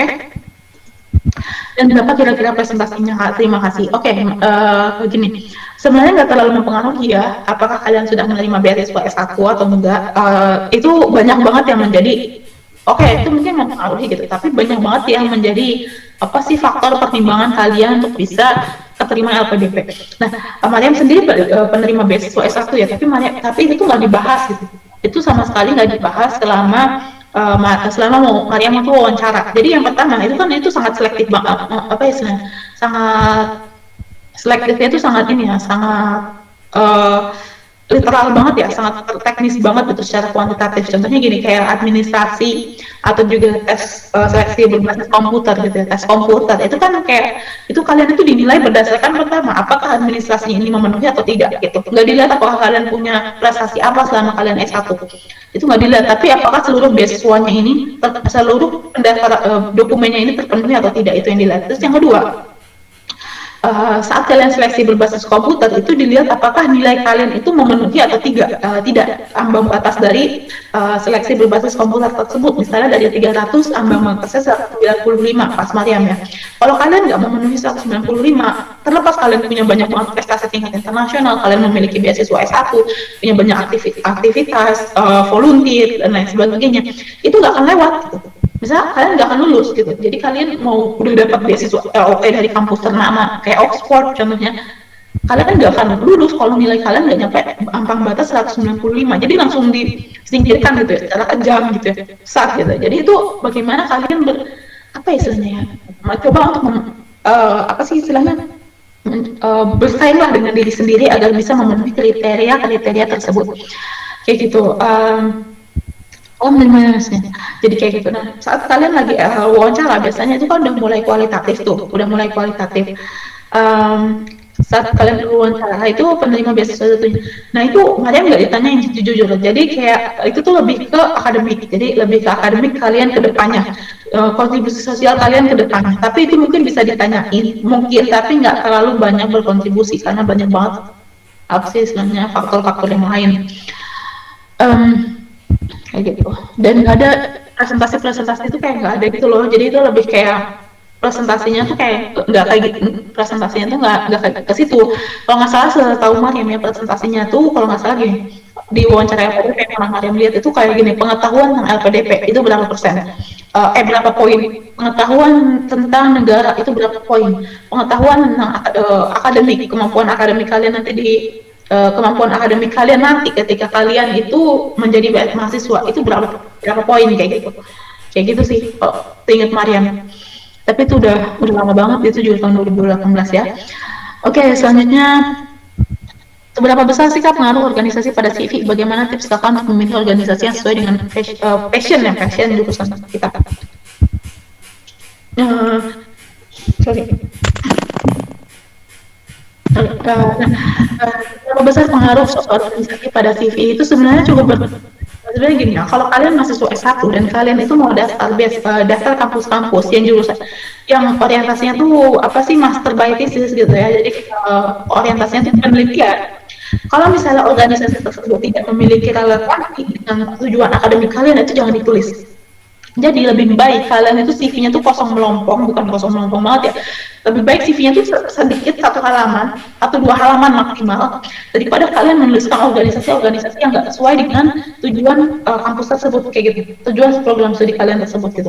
Dan ini wajar banget kalau kalian masih S1 mau daftar S2 dan lihat organisasi, oh CV saya kosong melompong, itu wajar banget, itu nggak apa-apa. Tapi kalau misalnya kalian S2 mau S3, kalian tentunya udah banyak penelitian ya, kayak teaching assistant atau misalnya jadi laboratorium asisten dan lain sebagainya, atau publikasi, itu ditulis semua. Itu kalau tujuannya adalah akademik. Kalau tujuan kalian S2 itu untuk profesi, untuk karir, untuk pekerjaan, kalau tujuan kalian adalah profesi gitu ya, itu dituliskan organisasi-organisasi yang memiliki kesesuaian juga dengan tujuan kalian studi gitu, dan kalian itu harus apa sih sebenarnya itu cari poin-poin yang di mana itu akan memiliki kontribusi terhadap misalnya gini contohnya gini, kan nanti kalau dalam CV itu kan dituliskan jabatan dan pekerjaan gitu. Nah, pekerjaan kalian itu kasih deskripsinya 2-3 kalimat dalam frase yang padat kayak gitu kan. Kalau mau lihat CV nanti bisa lihat lagi di Instagram Mariam, ini cukup panjang sebenarnya ya. Jadi itu kan kayak gitu ya. Nah itu tuh kalian itu yang isinya itu deskripsi pekerjaan kalian itu harus memiliki apa sih namanya, harus mencerminkan apakah ini bermanfaat, apakah ini berguna saat kalian nanti S2. Contohnya adalah work ethic atau etika bekerja, independensi kayak gitu, atau misalnya kemampuan kerjasama dan lain sebagainya, itu kan dituliskan di CV. Nah itu bagaimana poin-poin tersebut itu akan berguna saat kalian S2, dan itu yang diungkap gitu, itu yang dituliskan, itu yang didemonstrasikan kayak gitu. Jadi kalau dari S2 ke S3 itu tulis yang banyak, khususnya untuk akademik. Kalau dari S1 ke S2 nggak usah nulis banyak-banyak, nggak usah nulis semua apa organisasi yang udah kalian tulis, udah kalian ikutin gitu. Lebih baik CV-nya pendek, efektif gitu, daripada kalian nulis yang nggak relevan. Nah, bagaimana memilih organisasi yang sesuai dengan passion dan jurusan Kak? Itu tergantung kalian sendiri sih. Jadi lebih banyak apa istilahnya ya? Itu tergantung ke diri kalian sendiri, ke masing-masing kalian ya. Jadi apa sih sebenarnya itu lebih banyak eksplorasi lah, karena aku semasa S1 itu aku lebih banyak eksplorasi apa sih yang benar-benar aku minatin gitu, dan take your time. Jadi kayak kalian tuh harus terlalu terburu-buru dan langsung menghakimi saya belum memiliki minat, saya nggak tahu minat saya apa gitu. Jadi take your time lah, jadi kalian harus coba entah gabung volunteer atau di mana, gabung organisasi di mana dan lain sebagainya, dan kalian lihat ini apakah saya minat di sini atau enggak gitu, dan apakah kalian banyak menunda-nunda pekerjaan di sini atau enggak, dan apakah kayak saya melakukan ini hanya karena demi kepantasan orang lain, hanya demi gengsi dan lain sebagainya, atau karena memang saya benar-benar minat ini. Kebanyakan nggak sih aku ngomong, sorry ya. Oh iya, ini ada pertanyaan yang terlewat tadi di atas sendiri, itu terkait dengan tes GRE, apakah tes tersebut diadakan oleh pihak universitas atau lembaga khususnya, kemudian apakah ada nilai minimal untuk tes GRE? Oh ya, jadi tes GRE itu diadakan sama pihak ets.org. Sorry, aku udah nulis sebenarnya, ada di slide aku kalau nggak salah tentang tes GRE. Mungkin kalau misalnya tadi kalau terlewat, mohon maaf ya. Jadi ETS, jadi ETS ETF ya. ETF tuh I yang dalam bahasa Inggris ya, jadi ETS. Jadi itu kayak lembaga yang juga mengadakan tes TOEFL gitu ya, lembaga yang juga memberikan izin untuk IELTS dan lain sebagainya. Dan di Indonesia itu memang ada di Jakarta, dan itu tuh kayak ada di Jakarta, dan yang biasanya tesnya tuh sedikit gitu. Jadi tesnya sedikit, ruangannya juga nggak terlalu luas gitu ya. Dan itu Jadi itu kayak gimana ya? Jadi teman-teman harus independen sendiri lah dari mana saya mau tes GRE, di mana saya mau tes IELTS atau tes TOEFL kayak gitu. Itu bukan dari universitas ya. Nah nanti dari GRE, kalau kalian udah punya nilai dari GRE atau IELTS atau TOEFL itu nanti mereka yang langsung ngirim pihak ETS-nya yang langsung ngirim ke universitas. Jadi nggak kalian. Jadi itu nilainya dijamin kayak asli gitu loh, karena bukan kalian yang kirim. Nah kemudian apakah ada nilai minimal untuk tes GRE?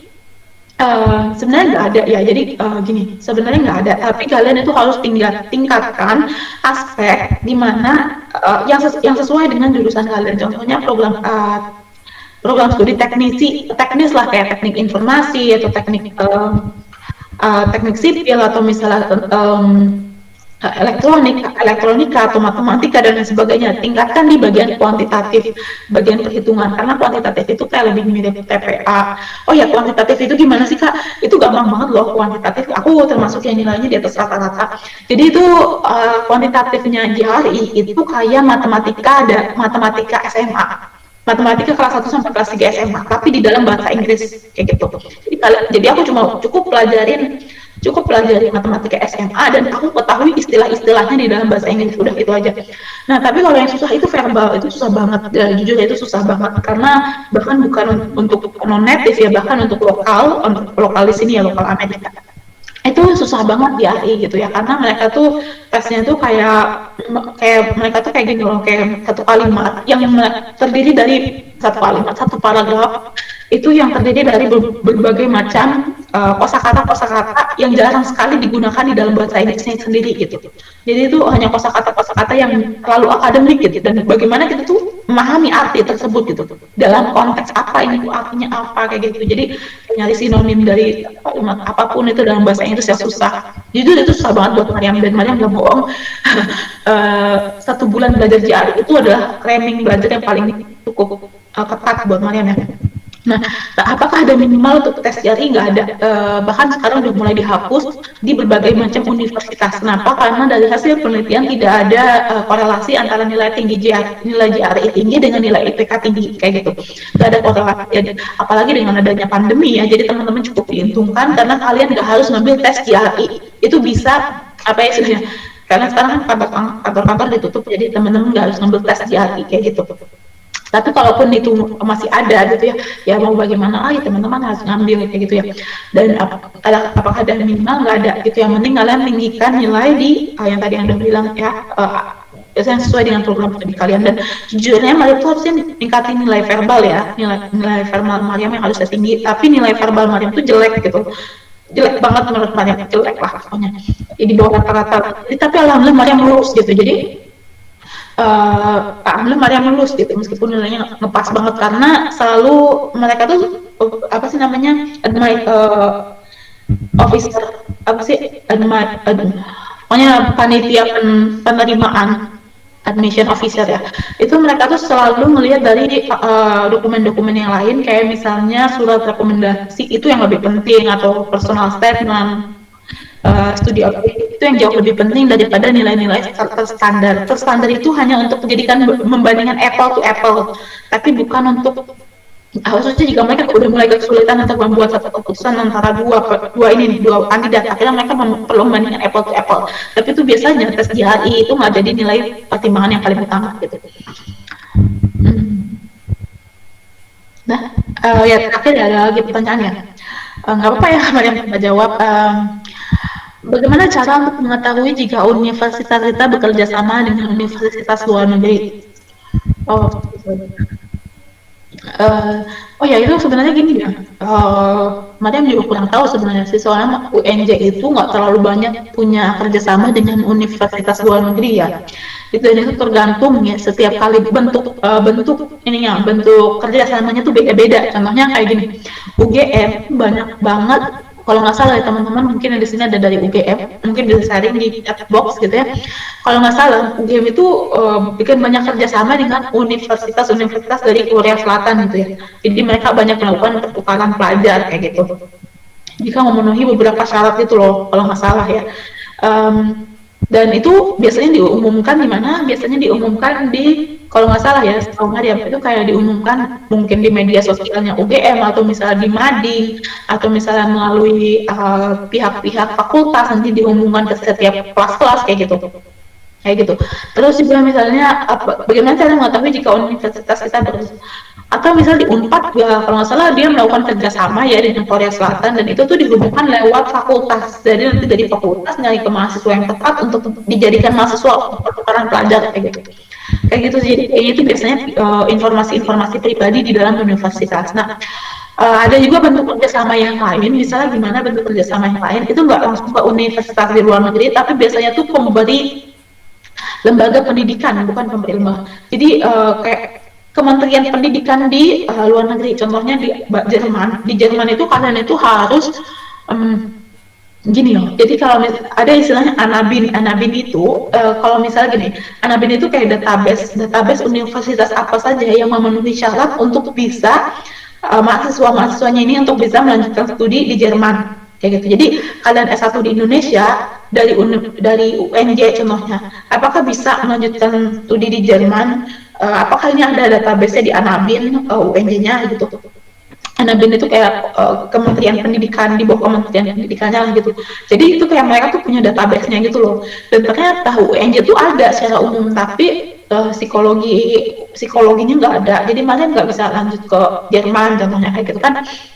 Jadi itu bentuk kerjasama tuh macam-macam ya. Ada antar universitas, ada universitas dengan Kementerian Pendidikan di luar negeri dan lain sebagainya. Atau juga universitas dengan pemberi beasiswa gitu. Jadi kalian harus perbanyak riset, perbanyak informasi gitu. Ada lagi yang ditanyakan, semoga menjawab ya. Oh ya, bagaimana caranya ya? Kalian harus banyak cari informasi lah, cari informasi di Google, di Instagram, tanya ke fakultas, tanya ke dosen, tanya ke senior ya, kayak gitu. Tanya ke senior, tanya ke mahasiswa berprestasi di tahun sebelumnya dan lain sebagainya. Banyak banget informasi yang bisa kalian gali. Oh ya, ada lagi? Aku pengen mau share sesuatu. Nggak apa-apa Kak. Terus ini sebenarnya sudah tidak ada yang ingin bertanya nih Kak. Dan mungkin 4 menit lagi ya kita sambil nunggu teman-teman yang lain tanya lagi. Oh ya Kak, kira-kira kalau saya mau tanya tentang sistem penerimaan atau sistem masuk untuk kuliah di University of New York itu bagaimana? Yang sebenarnya ini aku pengen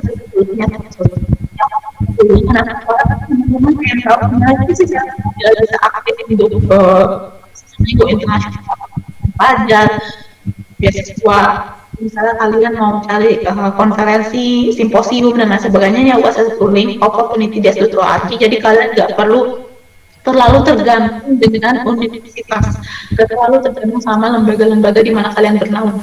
Itu jadi kalian harus cari sendiri cara independen, mulai dari itulah pertukaran pelajar, konferensi dan lain sebagainya itu bisa di sini opportunity.org. Terus sebenarnya di situ apa ya? Jadi sebenarnya di situ ada semuanya ada self-funded youtube.com, jadi teman-teman bisa berkunjung ke situ. Oh ya, tadi ditanyaannya selanjutnya apa? Sistem masuk ke University of New York itu seperti apa? Dan ini mungkin digabung aja nih. Dan juga pertanyaan terakhir nih dari Lila, status univ negeri atau swasta itu berpengaruh atau tidak kalau mau apply beasiswa? Oke, tadi namanya apa tadi aku perhatian soalnya. Iya, tadi yang pertama pertanyaannya terkait dengan sistem masuk ke University of New York dan juga universitas swasta sama negeri itu berpengaruh nggak untuk apply beasiswa gitu Kak? Oh, sistem masuknya NYU kayak gimana gitu? Atau gimana?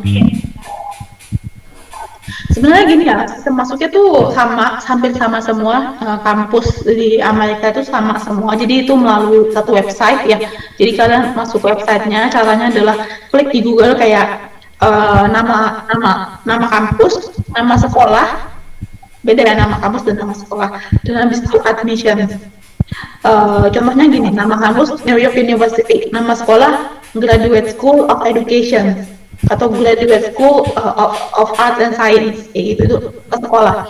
Habis itu selanjutnya admission. Admission itu daftaran gitu atau application. Nah, nanti biasanya di Google itu ada yang paling atas itu langsung ke menuju link pendaftaran kayak gitu. Dan itu aku pakai caranya kayak gitu.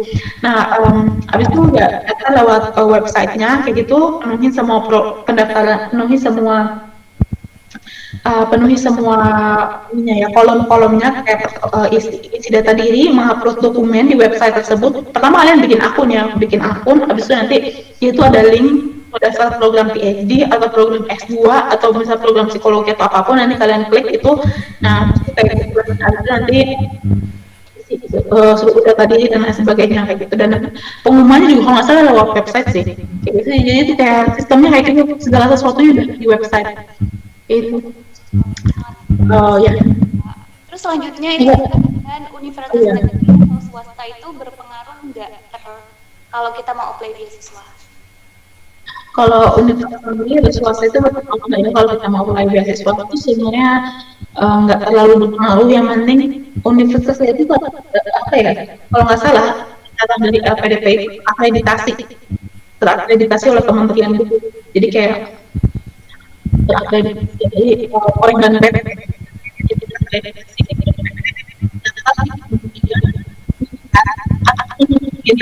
sih kalau ya sekolah ini syariah itu kan berdasarkan di Kementerian Agama atau pesantren ya, itu daftar ke Kementerian Agama. Itu kalau udah terdaftar udah kalian itu udah terkualifikasi kayak gitu. Jadi kalau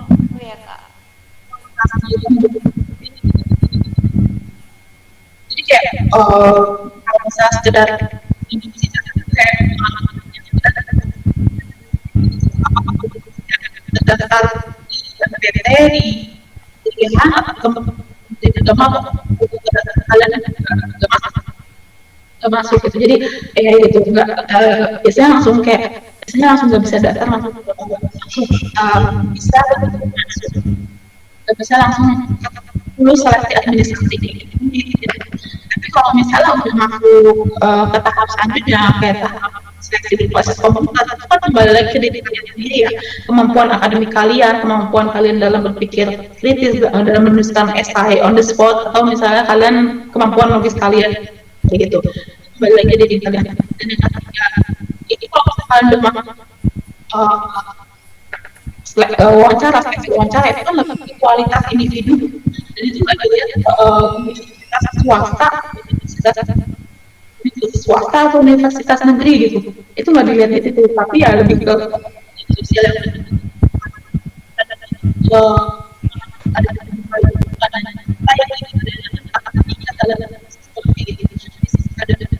jadi orientasi itu lebih ke depan dibandingkan di masa lalu.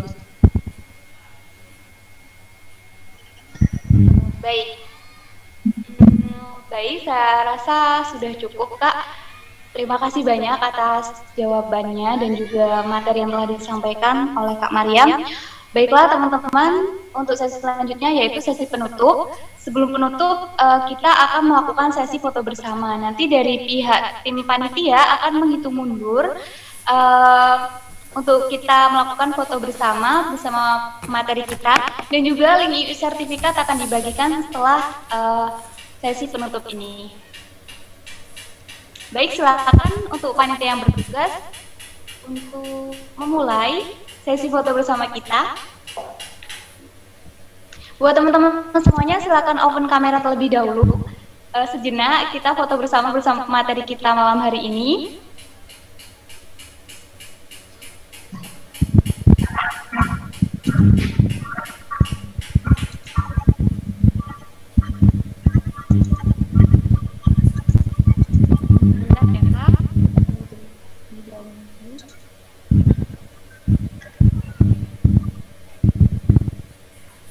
Teman-teman, silakan open kamera dong, supaya kita bisa ada dokumentasi bersama nih, bersama materi kita malam hari ini.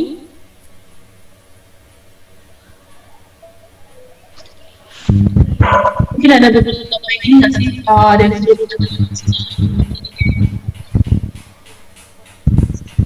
Maaf, gimana Kak? Soalnya ini pengalaman aku seringnya kalau kadang ada kalau tapi nggak apa kalau misalnya teman-teman mungkin sesuai dengan jadi dia bisa dengan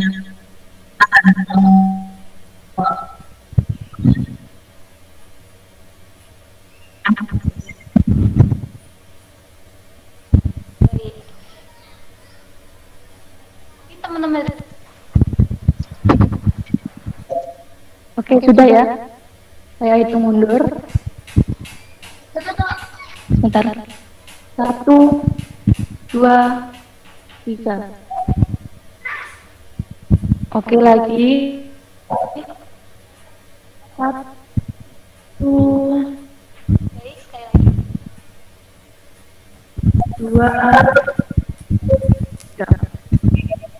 Oke, terakhir. 1, Baik. Baik, terima kasih buat seluruh partisipan 3. pada acara webinar malam hari ini dan juga pemateri Oke, kita udah yang ya. sangat inspiratif sekali. Oh ya, sebelum itu boleh dong kita menerima dari closing statement dari pemateri kita, Kak Mariam, untuk menyampaikan closing statement, Kak. Silakan. closing statement ya. Jadi ini salah satu quote favorit saya dari zaman dulu, dari zaman SMA kalau nggak salah. Dan selalu saya pegang sampai sekarang juga ya, jangan pernah belajar karena hidup tak pernah berhenti mengajar. Never stop learning because life never stop teaching. Jadi closing statement dari Kak Mariam, jangan pernah berhenti belajar karena hidup itu terus berjalan. Nanti, oh ya teman-teman semuanya, baik Kak, silakan boleh keluar terlebih dahulu. Sudah boleh dipersilakan untuk keluar. Terima kasih banyak.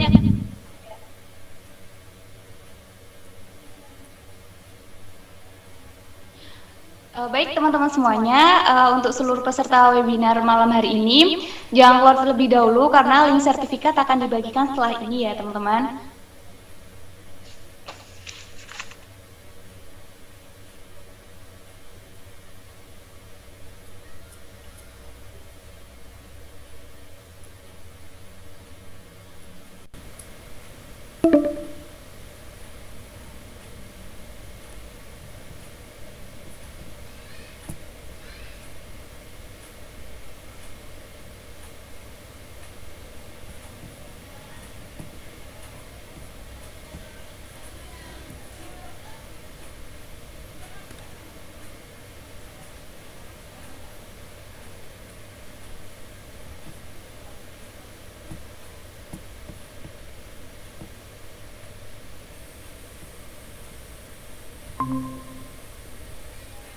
Ditunggu ya teman-teman semuanya, jangan keluar terlebih dahulu karena link sertifikat akan dibagikan setelah ini.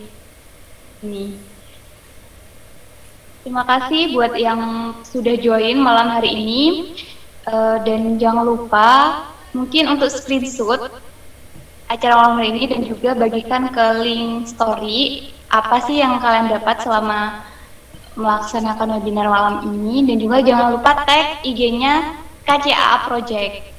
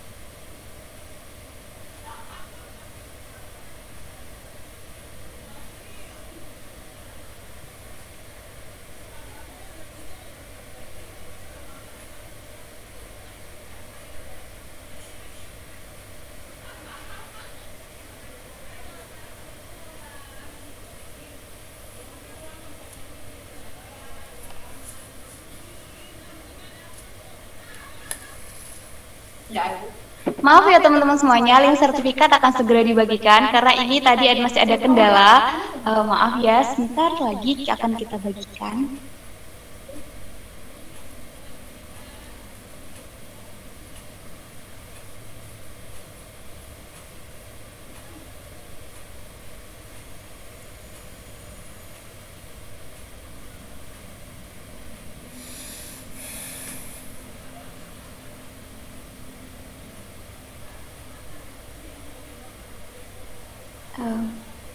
Baik teman-teman semuanya, jadi saya infokan kembali karena link sertifikat ada kendala, jadi teman-teman nanti akan dibagikan melalui grup WhatsApp. Jadi untuk teman-teman sekarang boleh screenshot dulu untuk dokumentasi bukti sebagai kalian untuk mengikuti acara seminar pada malam hari ini, dan untuk mengisi link sertifikat, link yang akan dibagikan untuk mendapatkan sertifikat. Terima kasih semuanya yang sudah bergabung malam hari ini. Sampai jumpa dan ketemu di next acara kita, dan juga